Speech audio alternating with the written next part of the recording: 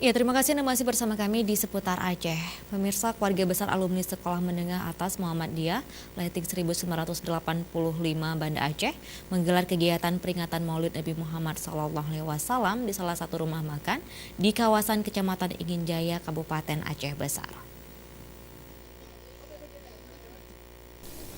Momen peringatan Maulid Nabi besar Muhammad SAW yang digelar sangat sederhana di salah satu rumah makan ini menjadi sebagai ajang temu kangen antar sahabat yang pernah menempuh pendidikan di sekolah yang sama.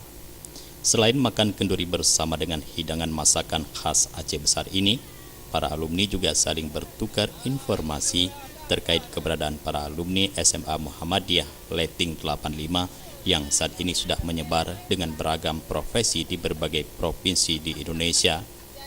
Ketua alumni SMA Muhammadiyah Leting 85 Syahril Ahmad mengatakan, peringatan Maulid Nabi seperti ini akan dijadikan sebagai agenda rutin dalam setiap tahunnya, dengan harapan dapat menyambung tali silaturahmi.